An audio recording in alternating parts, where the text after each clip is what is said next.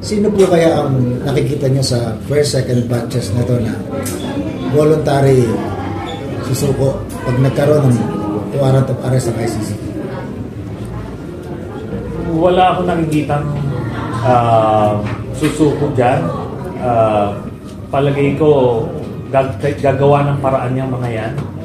At kaya nga related ito dun sa ongoing destabilization plots na nangyayari, na ilan yung mga attempts na pagpatalsik kay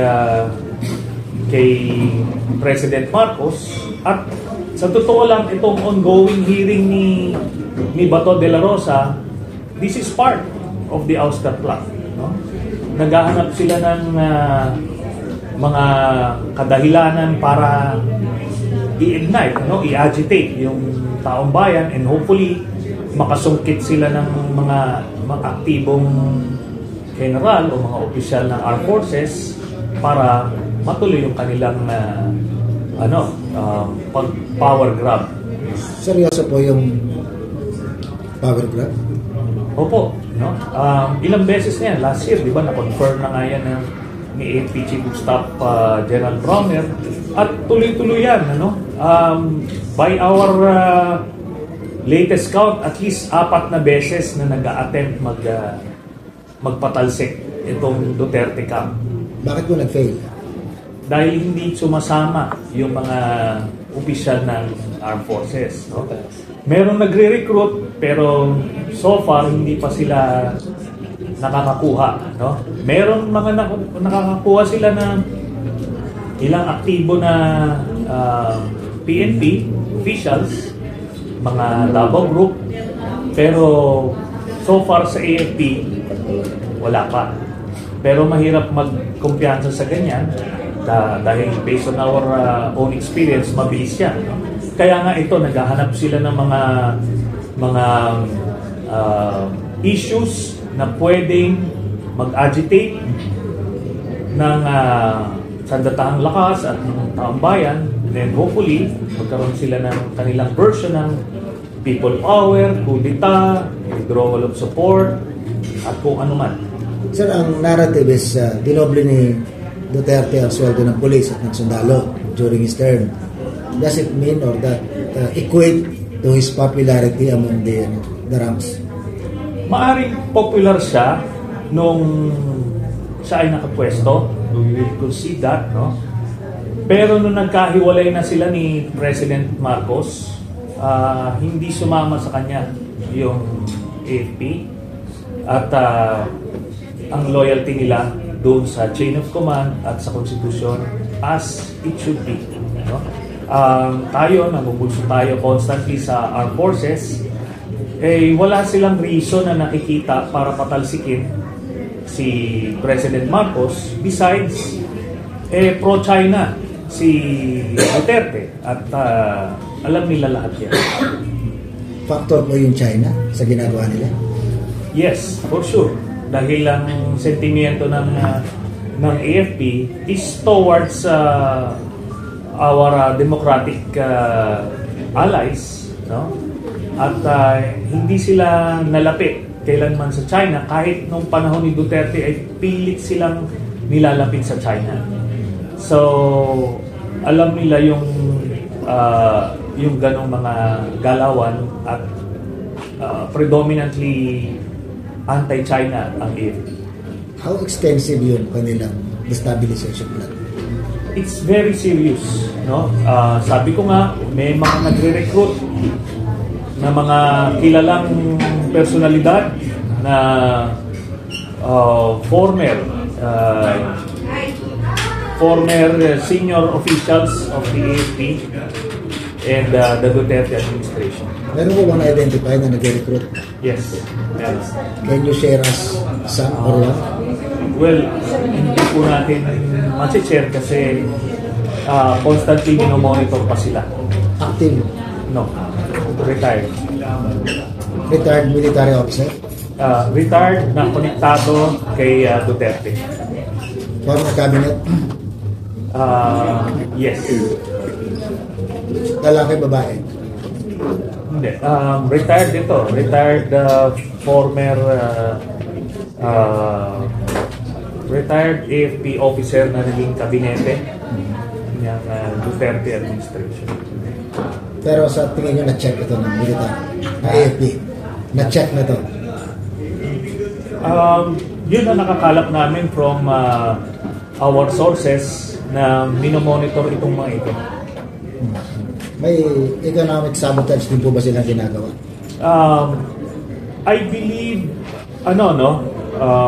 well, based sa information na nakalap namin, mga Davao Group din yung mga nagmaniobra doon sa pag-increase ng presyo ng sibuyas, sukal at iba pa. So, isa pang tanong, medyo makulit ako, pasensya na. Ano yung ginagawa ni Senator Bato na yung investigation, part ng destabilization plan? Yes. Ako ay naniniwala na parte ng destabilization efforts itong ongoing hearing ni Senator Bato de la Rosa.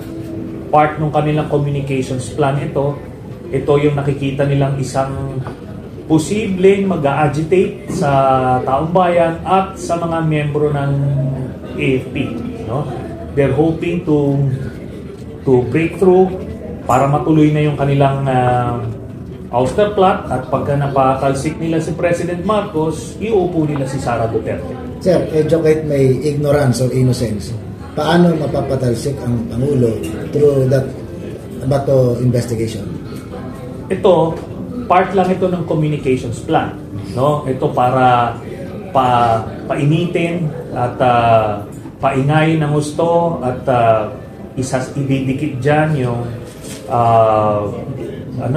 yung economic situation natin. So, maghahanap sila ng paraan para na mahila nila, makumbinsi nila yung taong bayan na umaklas, no? At more importantly, para makakuha sila ng suporta sa AFP. Sir, isa pa, agad pa sa kulit ko. Nabanggit yung June, July, lalabas yung, at least yung first batch ng arrest warrant. So, meaning, ang destabilization ay magpipik as June arrive. Palagay ko coincidence lang yan. Kasi itong pag-escalate nila ng kanilang destabilization efforts, magko-coincide nito doon sa June 30 na date kung saan magto 2 years na ang termino ni Vice President Sara Duterte, and therefore kung makakapwesto siya after that, eligible siya for re-election sa 2028, just like what happened no kay JNT. So ang tinatarget ay 10-year rule. Yes. Isa yon sa tinatarget.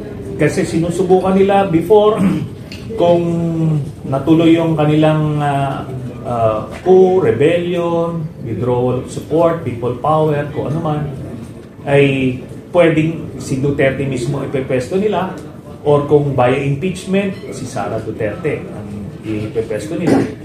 So, yun yung kanilang mga options. Sa arrest warrant na maaaring lumabas, nagiging crucial pa rin ang papel ng Supreme Court. Of course, alam natin kung sino nag-appoint ng 12 o 13 maestrado ng Korte Suprema. Yes, magiging crucial yung kanilang magiging desisyon paglabas ng warrant at idadaan ito sa Interpol. I can almost predict na magpa-file sila ng petition for TRO para siguraduhin hindi makagalaw yung PNP at maaresto sila. At yan ngayon ang magiging next milestone, no? Dito sa paghanap ng hustisya sa mga namatayan na dahil sa EJK. Ngayon, kailangan din natin sabihin na yung Korte Suprema a few years ago, naglabas sila ng desisyon na basically affirming na may jurisdiction yung ICC nung panahon na miyembro pa tayo. No? At sabi nga doon, hindi dapat valid yung withdrawal kasi unilateral on the part of Duterte yung ginawang withdrawal, kailangan may concurrence pa rin ng Senado. Pero ginawang moot and academic yon kasi naging effective yung withdrawal noong March of 2019. So since from November 2011 up to March 2019, miyembro tayo. Nagdesisyon na yung Korte Suprema doon, 15-0. So it would be very difficult for them also to overturn their own decision. Plus the fact na kung idadaan sa Interpol yung warrant of arrest, again, kahit na hindi tayo miyembro ng ICC, pero miyembro tayo ng Interpol. May international agreement tayo. Ang ICC naman may cooperation agreement with Interpol, kaya pwede sila magpasa ng red notice dyan. At gaya nga itong kaninang sinabi ko nung simula, base sa ating impormasyon na nakalap, na latest, dun sa 50 plus former and active PNP officials na sinulatan ng ICC, meron doon mga nag-cooperate, at yung mga hindi nag-cooperate ay malamang sa malamang mai-issuehan ng blue notice or yung tinatawag nilang blue diffusion, na kung saan pag lumabas sila ng bansa, kung saan man sila pupunta ay mahaharang sila sa immigration pala.